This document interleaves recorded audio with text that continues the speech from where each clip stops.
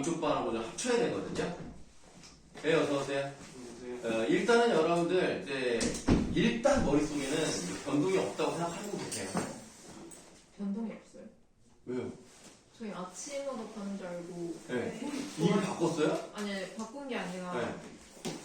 저희가 계속 수학 때문에 늦어지고 있는데. 네. 네, 수학생이 더 늦을 수도 있다고 말씀하셔가지고. 아니, 왜 선생님, 아니, 왜 그, 아니, 더. 그럼 만약 내가 지금 내가 정확히 내가 문자를 보는 게 아니라서 그러는데 네. 만약에 가면은 토요일 오전으로 가는 거잖아요. 네.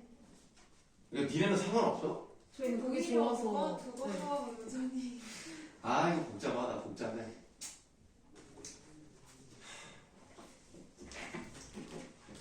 지금 잘 안 돼요. 지금 시간이 지금 이 전체 이제 다 물어보잖아요. 전체적으로 시간이 자꾸 안 맞아. 그래가지고 지금 이걸 어떻게 해야 되지? 사실 고민이거든요. 그러면 앞번이 저희 반으로 온 거예요. 그러니까 지금 그렇게 해야 되지 않나. 지금 그렇게 지금 잠정 결정을 내렸거든요. 지금 여기 있는 이제 너희 둘뿐만 아니라 너희 이렇게 유니까지 3명이잖아요. 그럼 3명을 또 맞춰야 된단 말이에요. 그게 또 안 맞으면 또 이게 어려워서 저쪽을 강제로 데리고 오든 이쪽을 그쪽으로 보내든 해야 되는데 거기는 맞추기가 어렵습니다. 아이고. 아니 근데 그 선생님 왜 자꾸 어떻게 늦게 끝내? 근데 이게 기본으로 쓸 시간. 원래는 좀 더 늦게 끝나는 게 맞는데 네. 저희가 네. 부탁을 드려가지고 네. 좀 일찍 끝내달라고 하시는 건데. 아이고 머리가 아프다 머리가. 아유 모르겠다. 아유 모르겠다. 일단은 하지. 네. 우리 인문예술 1강부터 한번 보도록 하겠습니다.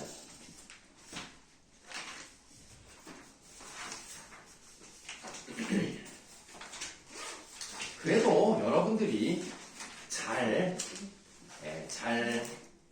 하세요. 네, 잘 하시는데 이게 여러분들 요거 문제를 이제 풀어보면서 약간 어떤 생각이 들었을 것 같냐면 지문이 작년 거보다 짧다. 그리고 문제가 좀 쉽다. 이런 생각이 좀 들지 않습니까? 이게 지금까지 선생님이랑 같이 풀었던 것들이 이제 2023학년도 거였거든요. 그거에 비하면 내 느낌은 24학년도가 조금은 쉽지 않나 라고 생각을 합니다. 그리고 문제가 작년 거에 비해서 조금 깔끔하지 않다 라는 생각이 좀 들었어요. 그래서 좀 수루퉁을 만드는 사람들이 약간 열심히 안 만든 것 같다는 그런 생각이 좀 들었는데요. 여러분들 뭐 전체적으로 비교도 잘 하셨기 때문에 모든 부분을 다 설명할 필요는 없을 것 같고요. 전체적인 이제 내용을 이제 보신다면 일단 우리 첫 번째 문단을 한번 보도록 할게요. 인문예술 1강의 첫 번째 문단을 보시면은 피터 싱어는 나는 왜 윤리적으로 행위해야 하는가라는 물음은 왜 나는 다른 인종의 사람들을 평등하게 대우해야만 하는가 혹은 동물들은 서로 잡아먹는데 왜 우리는 동물들을 먹지 말아야 하는가 등 일정한 방식으로 행위하는 윤리적 이유를 찾는 물음들과는 다른 유형의 것이라고 말을 하죠. 자, 피터 싱어 왠지 뭐 노래를 잘할 것 같은데 요 기억 부분에 나와 있는 요 부분은 왜 윤리적인가라는 거예요.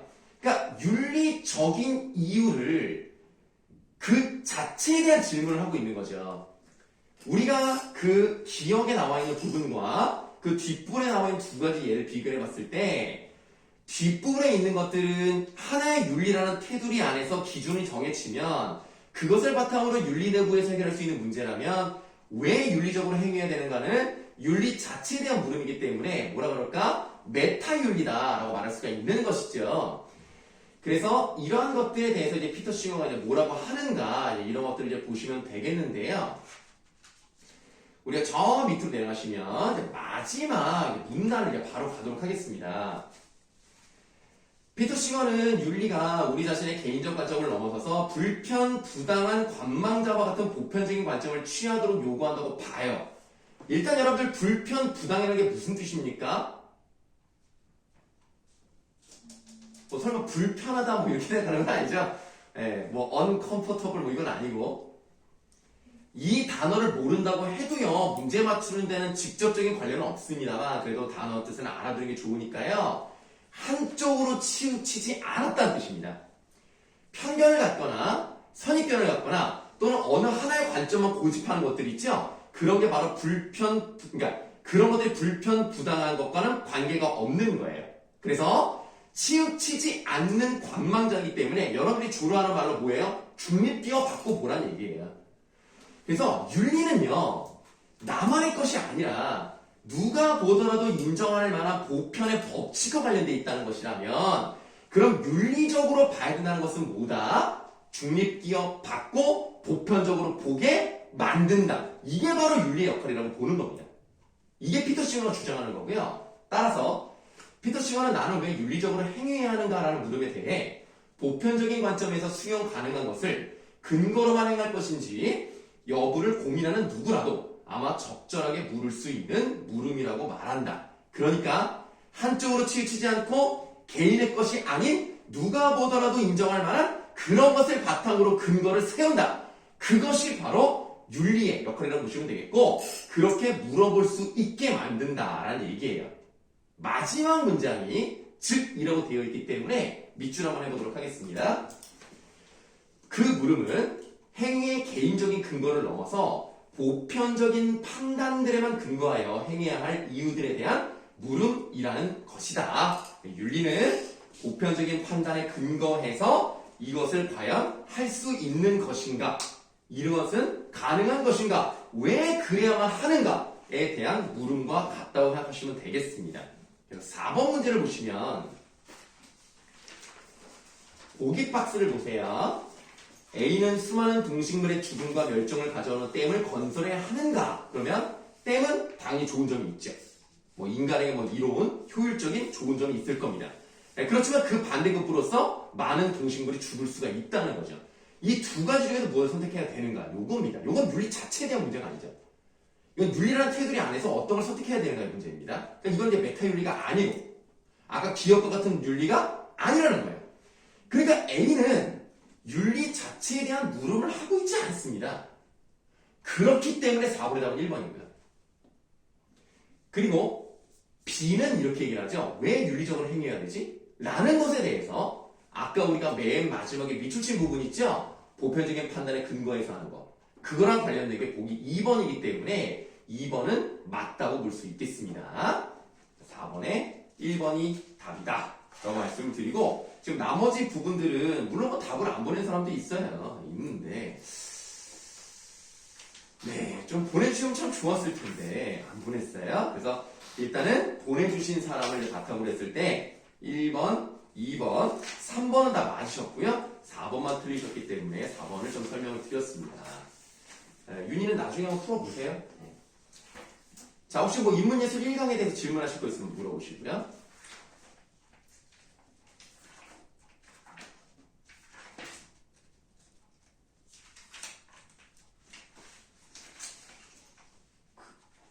그러면 넘어갈까요? 네.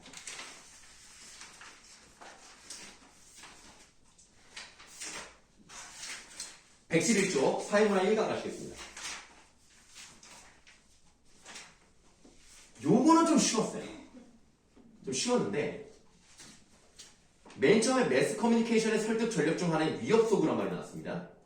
위협 소구 한번 동그라미 해볼게요. 자, 이 위협 소구는요. 자, 밑줄에 봐요. 수신자에게 위협이나 공포감을 불러일으키는 방법이에요. 근데 여러분들이 좀 그나마 좀 볼 수 있는 것들은 담뱃값 같은 거를 보면 뭐 폐가 뭐 썩는 모습, 뭐 후두암 수술해가지고 여기가 없고 막 좀 징그러운 것들이 있잖아요. 뭐 그런 것들이 바로 이 위협 소구의 하나다라고 생각하시면 되겠습니다. 결국 위협 소구라는 것은 어떤 것을 하기 위한 목적이 있느냐. 5번째 줄에 이런 말이 나와요. 태도를 더 많이 변화시킨다. 한마디로 태도 변화가 최종적 목표라고 보시면 되겠습니다. 결국 위협 소구를 담뱃값에 넣는다는 얘기는 담배 피지 말라는 거죠. 그래서 일단 첫 번째 문단에서는 자극이 세면 셀수록 효과가 좋다. 뭐 이렇게 이제 얘기하는 부분이 있습니다만 실제로 이제 두 번째 문단에서는 꼭 그런 것만은 아니다. 뭐 그런 실험 결과도 있고 아닌 것도 있다. 뭐 이런 얘기 나오다가 세 번째 문단을 보시면은 첫 번째 줄에 제니스라는 사람이 나왔어요. 사람 이름이니까 네모 한번 해볼게요. 근데 이게 앞으로 이제 한 4줄 정도가 남았잖아요. 근데 왼쪽에 그림을 봤더니 이 표 그래프를 봤더니 위협소구 수준이 강해지면 강해질수록 태도 변화가 커진다던가 강해지면 강해질수록 태도 변화가 약해진다던가 이게 아니라 약해지다가 강해지다가 다시 약해지는 방향으로 한단 말이에요. 그럼 만약에 여러분들이 이 그래프만 제대로 이해할 수 있다면 사실 4줄은 그냥 빠르게 읽고 넘어갈 수 있다는 거죠. 거기서 시간을 좀 아낄 수 있다는 걸 볼 수가 있어요. 제니스는 중간 정도의 수준이 좋다.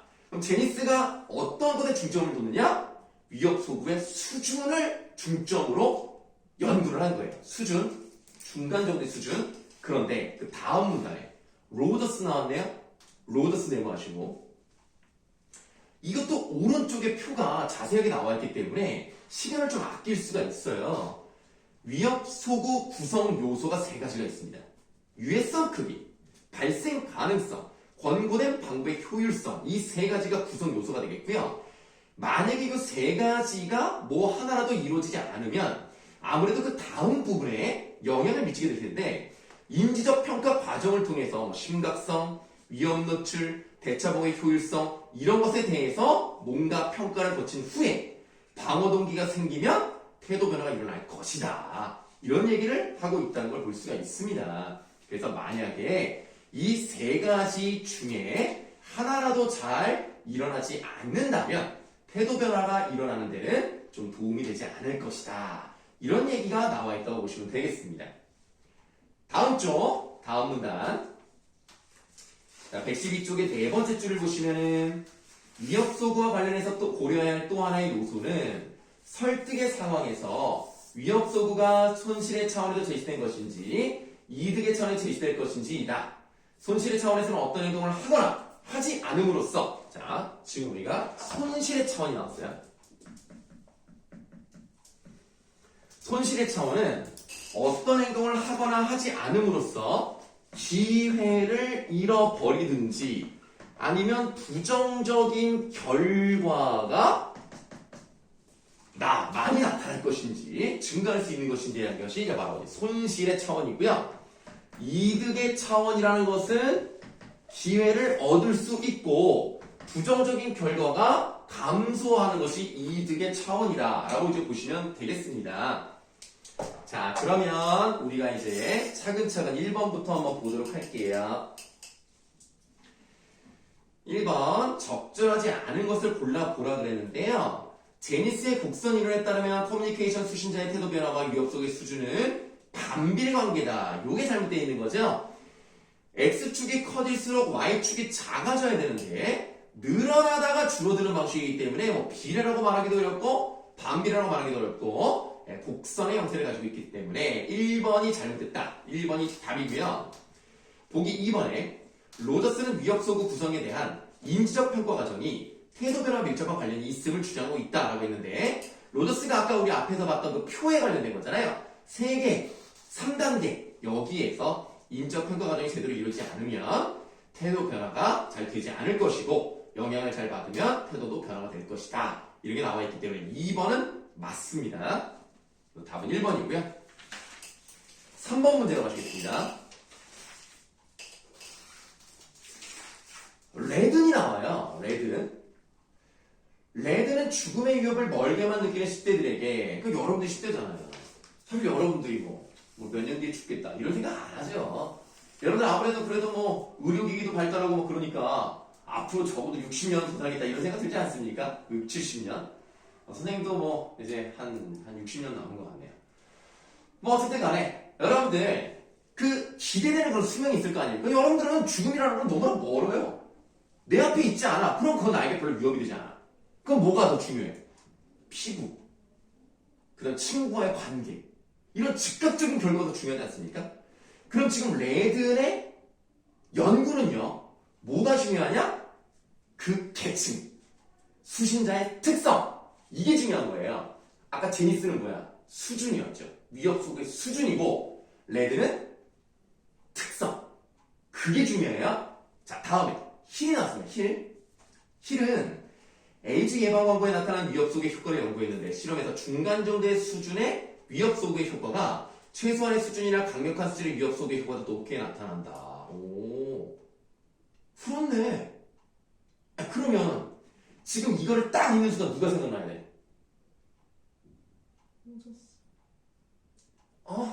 아니. 제니스가 생각나야죠? 네, 그쵸. 그 곡선이 제니스가 한 거니까. 지금 이 중간 정도의 수준이 효과가 좋다라는 게 곡선 이론을 거의 맞아 들어가잖아요. 그래서 제니스가 딱 떠올라야 돼. 그러면 우리가 2번은 뭐 그대로 맞는 거죠. 2번은 너무나 딱 맞는 거죠. 그 다음에 보기 4번. 레든의 연구를 통해 위협 소개 효과를 위해서는 제니스가 주장한 위협 소개 수준 말고도 레드는 뭘 연구했어? 수신자의 특성. 이것도 고려할 필요가 있겠다라고 생각한다면 4번은 맞죠? 그래서 2번, 4번 다 맞고 1번이 답입니다. 지금 레든과 힐은 이득의 차원에 대한 얘기는 나와 있지 않습니다. 그럼 4번으로 갈게요. 예. 이득의 차원이 아니라고 했는데. 네네. 근데 여기서 메이즈의 뭐 발생 가능성 이런 거를 봤을 때 네네. 약간 부정적 결과가 뭐 줄어든다 이런 식으로는 해석할 수가 없는 거예요. 그러니까 사실은 그렇죠. 왜냐면 정신장애가 발생합니다. 피부 발진이 생겨납니다. 친구에게 부정 영향을 미칩니다. 라는 즉각적 결과잖아요. 그럼 뭐예요? 오히려 부정적 결과가 많아지는 거죠. 그러니까 만약에 따지면 이득의 차원이 아니라 손실 차원으로 가야 되는 거죠. 그러니까 지금 이 부분은 손실의 차원과 이득의 차원이 언급되지 않았을 뿐더러 만약에 둘 중에 하나를 선택한다고 한다면 손실의 차원이 맞다고 봐야 돼요. 일단 레든이 확실히 그렇죠. 힐 같은 경우도 보시면은 힐은 뭐 사실은 뭐 이득이냐 손실이라고 말하기가 좀 애매합니다. 근데 다만 이제 에이즈에 대한 이제 두려움과 이제 결합될 때는 뭐 지나치게 위협적이거나 그 다음에 그 최소한은 뭐 도움이 되지 않는다. 이거니까 수준이랑 관련되어 있는 것이지 이익 차원, 손실 차원에 대한 얘기가 아니에요. 그러면 이익이나 손실 차원이라고 해석을 하려면 네네네. 뭐 어떤 행동을 하면은 부정적 결과가 뭐 늘어난다, 뭐 이런 증가한다 이런 식으로 딱 명시가 되어 있어야 그렇다고 볼 수 있는 거예요.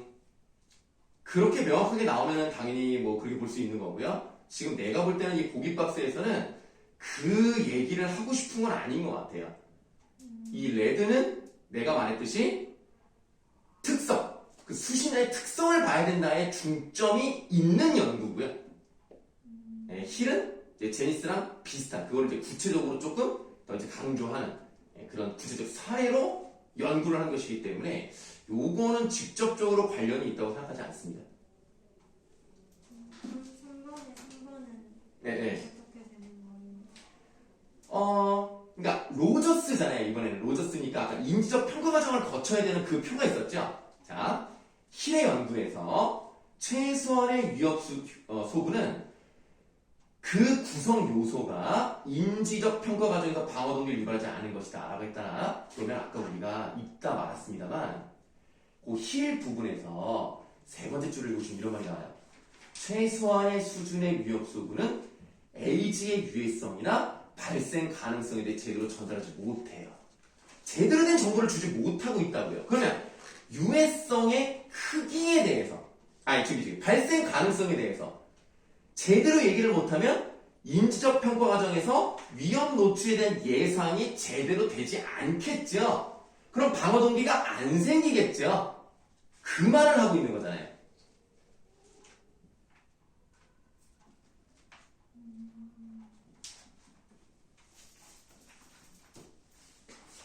그래서 3번은 맞는 것이다.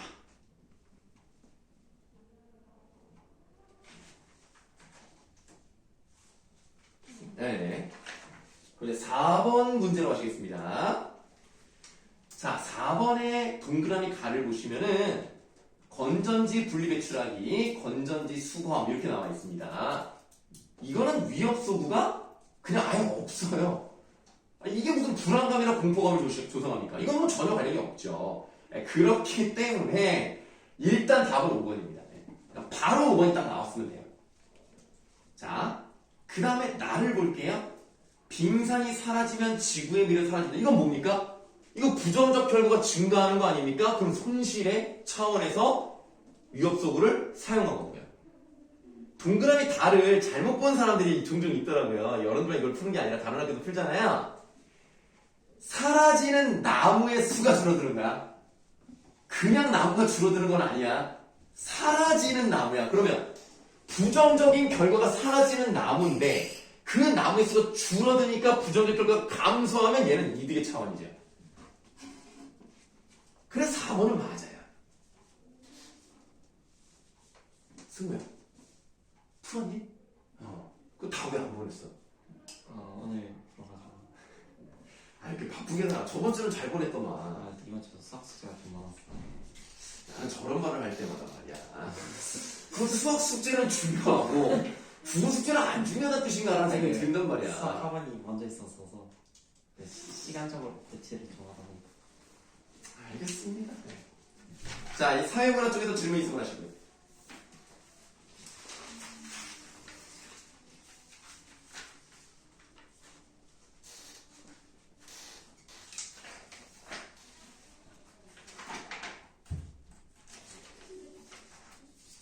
그럼 넘어갈까요?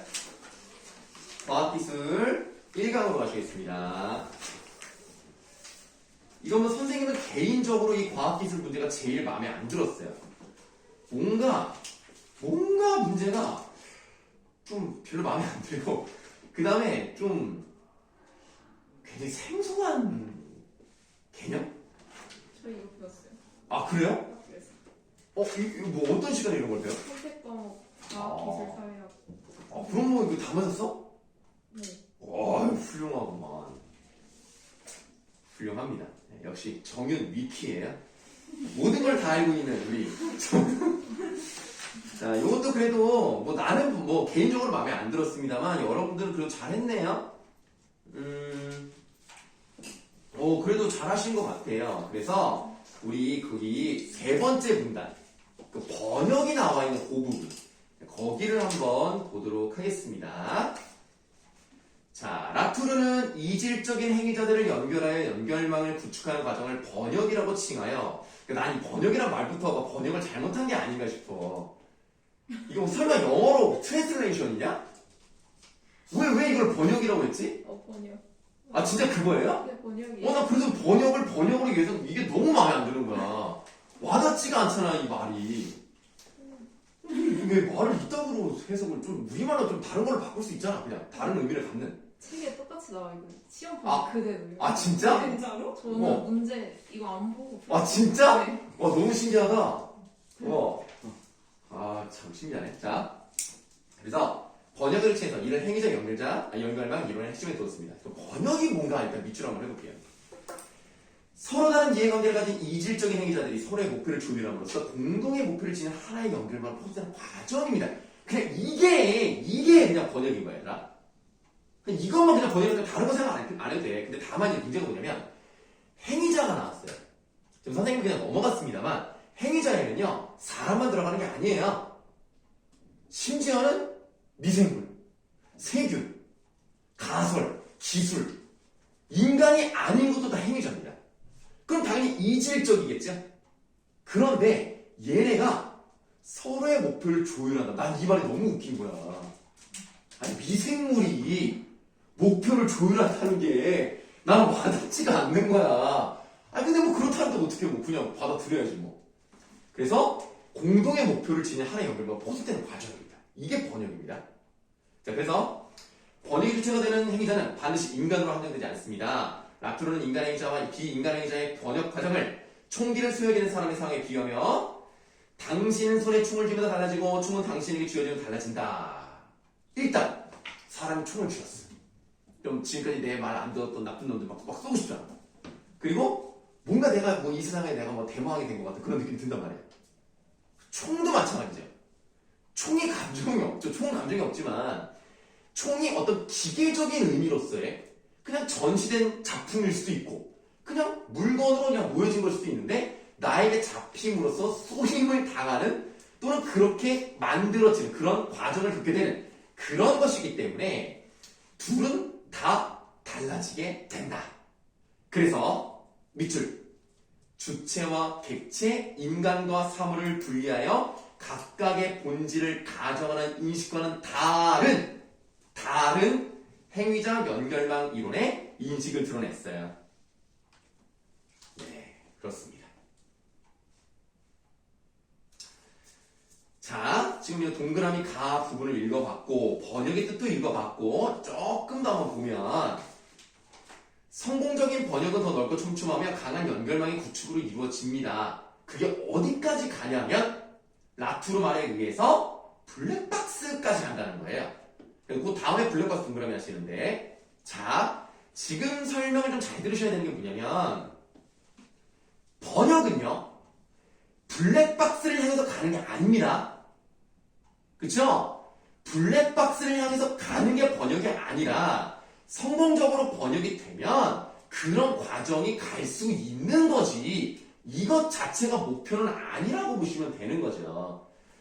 그래서 우리 이제 블랙박스라는 것은 이제 그런 느낌으로 이제 보시면 되겠고요. 지금 블랙박스 동그라미 친 부분에서 하나, 둘, 셋, 네 줄 내려가시면 이 주장이 라고 되어 있는 부분부터 읽어보겠습니다.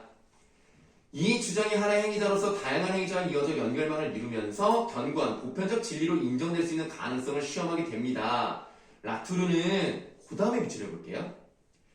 보편적 진리로 인정될 수 있는 가능성을 시험하는 과정이 주장 자체의 내재적 장단점이나 한계와는 무관하게 일어난다고 봤어요. 어떤 주장이요? 장단점이 있을 수 있죠. 한계점이 있을 수 있죠. 그거랑 관계없이 가능성을 시험하는 과정을 할 수 있다는 얘기입니다. 자, 그러면 이제 3번 문제로 가시겠습니다.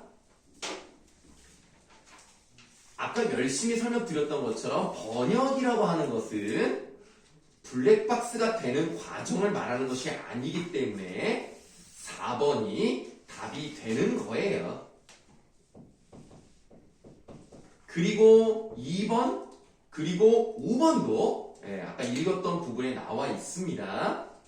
3번은 이제 4번이 답이 되겠다. 이렇게 말씀을 드리고요. 4번 문제로 가시겠습니다. 적절하지 않은 거예요. 요거 위에 거 일단 안 읽고요. 바로 그냥 보기 1번 갈게요. A에서는 결국 연구자 A의 연구가 실패했거든요. 그가 제시한 방법에 내재된 한계로 인해 라는 부분이 마음에 안 드네요. 아까 진리로 가는 과정은요. 그 가능성을 시험하는 과정은요. 내재된 장단점이나 한계와 관련이 없어요.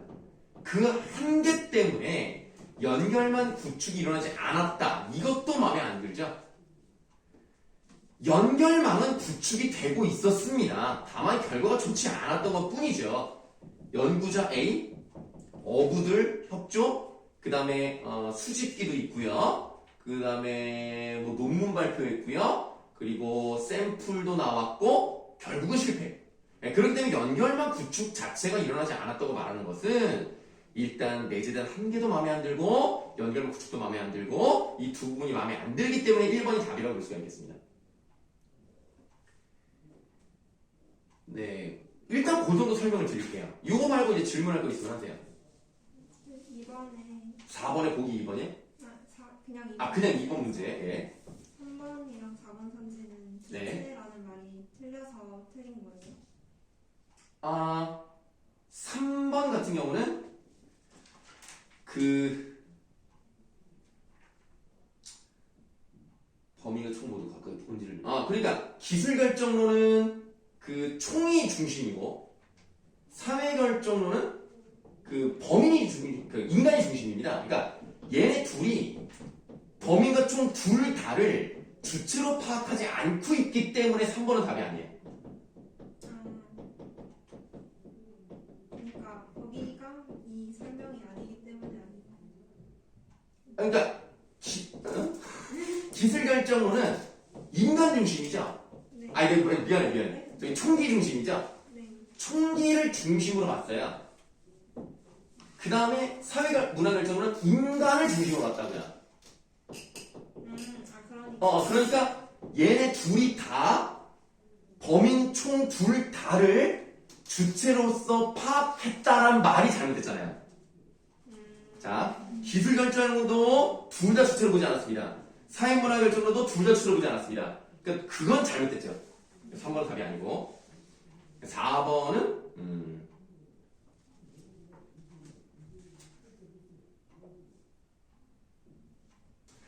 지금 여기서 보시면은 범인이나 총이나 기술을 고정적인 주체로 파악하고 있다. 자, 4번 같은 문제는 이 말 자체가 잘못된 것이라기보다는요, 내가 볼 때는 라투르가 취할 입장으로 가장 적절하지 않았기 때문에 답이 아니라고 생각해요. 그러니까 라투르가 얘기를 하는 것은 2번을 얘기하는 게 가장 적절한 것이고 4번 말 자체가 뭐 잘못됐다기보다는 라투르가 요렇게 입장을 취한다고 말하기에는 이제 맞지가 않다. 그래서 4번은 답이 아니라고 생각합니다.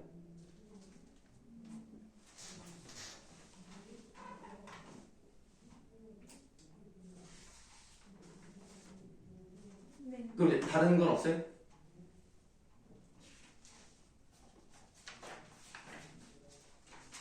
그럼 넘어갈까요?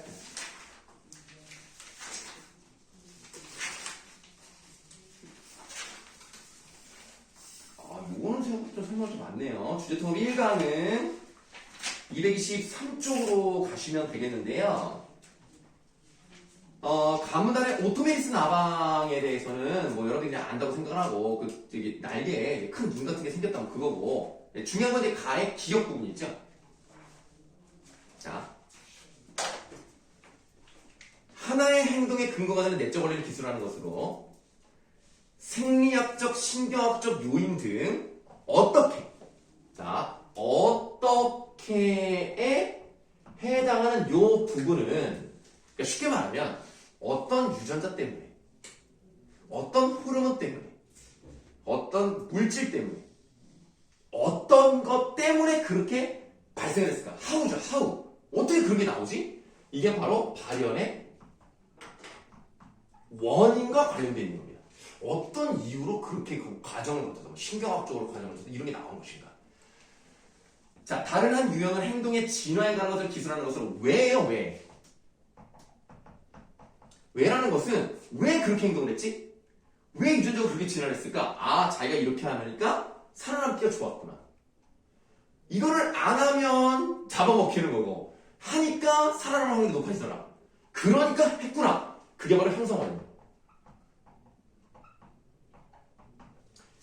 자, 그러니까 요거는 뭐랄까, 그러니까 어떤 그러니까 내가 뭐 정확히 과학을 잘 몰라가지고, 그러니까 뭐 신경학이든 뭐 생리학이든 그 몸속에 흐르는 그 물질들 같은 거가 관련되어 있는 거고요. 요거는 왜 그렇게 행동을 했을까? 그것이 어떻게 유전자로 진화가 됐을까? 그거에 관련된 얘기예요. 그래서 우리가 2번 문제 바로 가시면 되겠죠? 오토메리스 나방의 경우 날개 무늬를 과시하는 행동의 발현 원인은요. 자, 발현 원인은 뭐예요? 발현은 어떻게? 그러면 유전자 부호를 분석을 하는 거 또는 2번에 나와 있는 신경학적 과정을 분석하는 거 요런 것들을 골라야 되는 거예요. 자, 그 다음에 동그라미 나는 뭡니까? 형성 원인이죠. 왜 그런 걸 했냐고. 왜? 생존과 번식의 가능성을 증가시키기 위해서 했다는 거예요. 그 이유가. 그래서 1번이 답인 거예요. 보기 2번을 다시 보겠습니다. 보기 2번에 동그라미 나를 보세요. 어떤 화학적 요인이잖아. 왜 한 게 아니라 어떻게 됐느냐잖아요. 어떻게 그런 요인으로 됐느냐. 화학적 물질 때문에 그렇게 만들어지지 않았겠습니까, 패턴이. 그럼 이건 뭐예요? 가에 해당이 되죠. 그냥 2번은 답이 아니라 3번도 봐봐. 동그라미 가가 과시 행동 결과 분석이에요. 행동을 왜 했냐고. 보여주니까 살아남았다더라. 행동을 했느냐, 행동을 안 했느냐에 따라서 번식의 가능성을 증가시킬 수 있었느냐. 그럼 이건 뭐에 해당돼요? 동그라미 나에 해당이 되는 거죠. 그래서 3번도 답이 아닌 거예요. 근데 이제 3번에 나는 맞아요? 네, 그거는 맞습니다.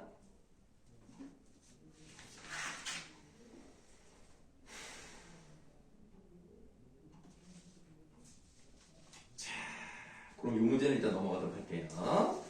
그래서 이제 공문을 좀 다시 한번 보실 건데요.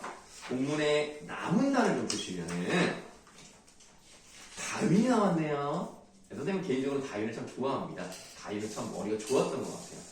다윈에 세모하시고 보통 선생님이 이제 나쁜 거에 세모를 하는데 다윈이 나빠서 그런 게 아니라 위에서 이미 표시를 좀 해가지고 다른 거 한번 표시하려고 세모를 했습니다.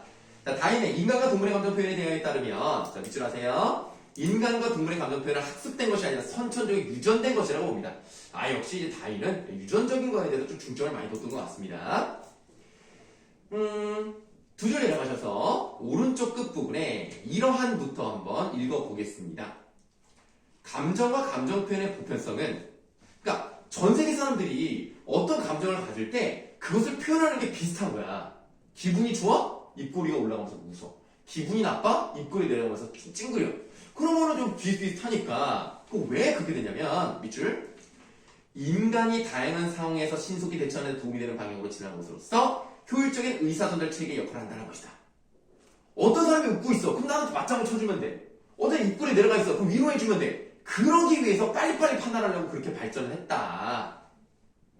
자, 한편 다윈은 동물에게서 나타나는 감정 표현 방식과 인간의 감정 표현 방식을 비교하여 감정 표현에 있어서의 생물학적 유사성을 주장했습니다. 그러니까 한마디로 인간과 동물은 비슷한 점이 있다. 별거 아니죠? 자, 세 줄 내려가시면 맨 끝에 에크만 나오네요. 에크만도 세모하세요. 그리고 세 줄 내려가셔서 인간의 감정이라고 써있는 부분에 밑줄 하겠습니다. 인간의 감정이나 감정 표현은 유전적인 발달 프로그램의 산물인 것으로 보인다라고 되어 있죠. 그럼 결국 이거는 다윈의 생각과 비슷하지 않습니까? 그러니까 다윈과 에크만은 큰 틀에서 같아요. 반대된다고 보면 안 됩니다. 뭐 이질적이다 이래도 안 돼요. 비슷해요. 자, 즉 모든 문화권에서 이러한 발달 프로그램이 확인되므로 감정이나 감정 표현의 보편성은 다윈이 지적했듯이 진화의 결과라고 보는 것이 합리적이다. 그래, 에크만도 다윈이랑 비슷하네. 물론 다 그렇진 않겠죠. 그러면 모든 문화권, 모든 민족, 모든 국가에서 다 똑같아야 되는데 그렇지는 않거든요. 그래서 다음 쪽 224쪽에 세 번째 줄을 보시면은 그러나 그러한 감정을 일으키는 자극은 개인에 따라 사회나 문화에 따라 달라질 수 있죠. 그래서 행동주의자들은 뱀이나 벌레에 대한 공포를 인간이 타고나는 것은 아니라고 합니다. 애기들은요 벌레를 봐도 무서워하지 않아요. 근데 자라면서 무서워지는 거죠. 그것은 이제 이 사람의 주장에 따르면 배운 것이다. 벌레를 보면 소리를 지르고 뛰어나가고 이래야 된다는 것을 본 거죠, 많이. 그래서 그거를 학습됐다. 한마디로 감정을 일으키는 단서는 사회적으로 학습된다라는 주장도 있다라는 겁니다. 자, 그럼 요 정도 읽었으니까요. 우리 3번 문제로 가도록 할게요. 3번 문제 보기 3번을 한번 보도록 하겠습니다. 인간의 감정과 감정 표현이 모든 문화에서 공통적으로 발견된다는 것을 보아. 그러니까 사람은 감정이 있고 그 감정을 표현하겠죠. 그럼 모든 문화에 이거 너무나 당연한 얘기 아닙니까? 그러니까 보편적인 지는 감정과 감정 표현이 유전적 진화에 의해 의한 것인가를 물어보는 것이다. 유사한 모습이 나온다면 역시 인간은 유전자적으로 뭔가 연결돼 있겠지, 비슷하게 됐겠지. 그럼 3번은 맞아. 4번을 보시면 입꼬리를 올리는 표정이 모든 문화권에서 같은 감정 표현을 했을 때인지 묻는 것을 보아 보편적인 지는 인간 모두가 동일한 상황에서 동일한 감정을 느끼는지에 대한 문제이다라고 했을 때 이 부분이 지금 잘못됐죠. 동일한 상황에 동일한 감정을 느낀다는 얘기하는 게 아닙니다. 그러면 사람들은 똑같이 웃고 똑같이 울어야 돼. 지금 여기 있는 사람들이 뭘 봤어도 다 울고 다 웃고 똑같아야 되는데 그 얘기를 하는 게 아니라 뭐냐면 특정한 표정이 동일한 감정을 나타낸다. 이 얘기를 얘기하는 거예요. 이게 보편적이라는 얘기죠. 특정 표정이 동일한 감정을 나타내는 거.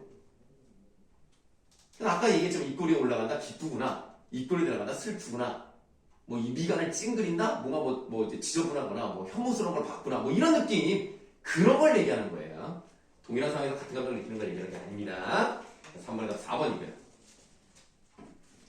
4번 문제만 설명하면 되나? 잠깐만, 4번하고. 아이고, 4번, 5번 다 설명했네. 자, 4번 보기 보시겠습니다.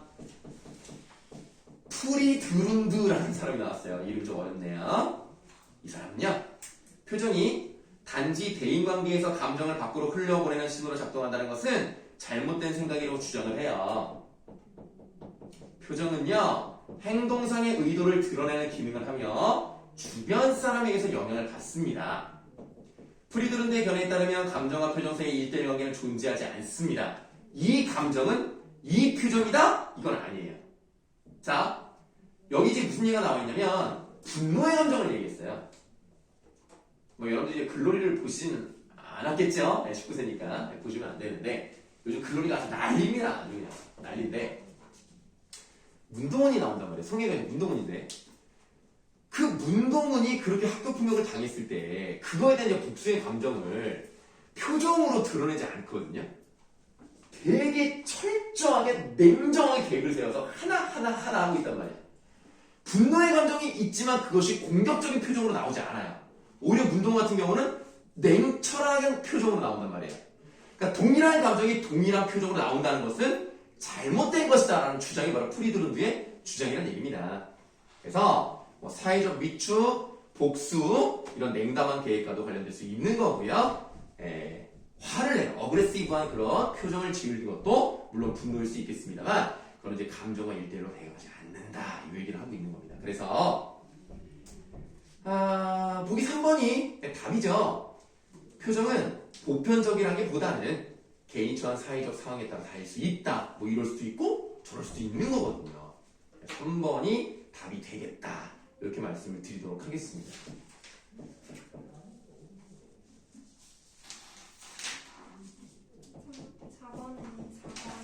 4번에 보기 4번? 네. 지금 보시면 그 문화적 가치라는 말이 들어갔단 말이에요.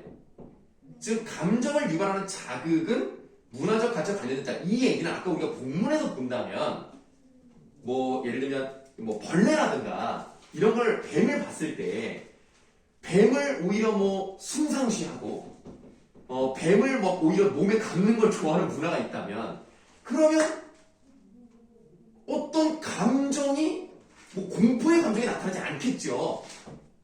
그러니까 감정을 유발하는 자극은 문화적 가치와 관련된 보여주는 것은 그런 쪽의 얘기라고 봐야 돼요. 근데 지금 보기 박스랑 그 A랑 연결시킨 부분을 보시면 A는 보편성에 대한 얘기를 하고 있는 것이고 보기 박스는 개인적인 차이에 대한 얘기를 하고 있는 거거든요. 그 사회적 상황에 따라 달라질 수 있는 거죠. 그 얘기를 하는 것으로서 다른 얘기를 보여주는 것이 문화적 가치와 그 자극을 연결하는 것은 여기에 나와 있지 않습니다. A에도 없고요. 보기에도 없어요. 그래서 4번은 고르시면 안 되는 거예요. 사회적 의도는 학습의 결과로 나오는 거고 네네. 문화적 가치는 그 다윈으로 따지면 유전적 원인이 되는 유전적 원인에 대한 얘기는 문화적인 가치와는 직접 관련이 없다고 생각합니다. 유전이라는 것은 전 세계 사람들이 보편적으로 어떤 상황에서 이렇게 판단을 해서 그렇게 빨리 의사소통을 하는 쪽이 이제 유전적인 거고요. 문화 쪽은 관계가 없어요. 그러니까 유전 쪽이랑 문화 쪽은 다르게 봐야 될 것 같아요.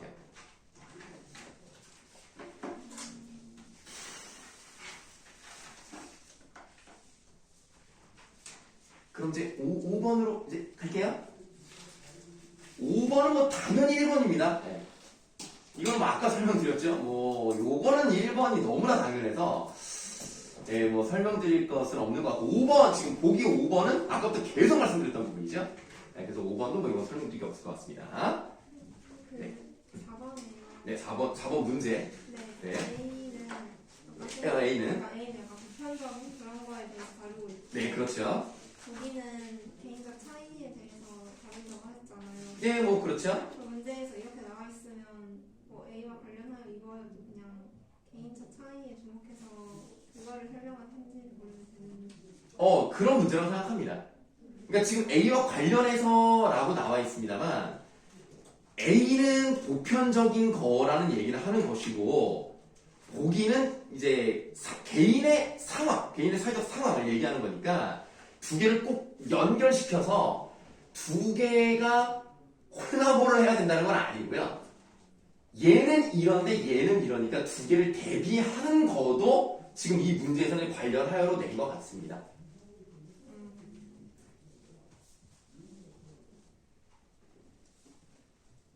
예, 그러면 이제 말이 되거든요.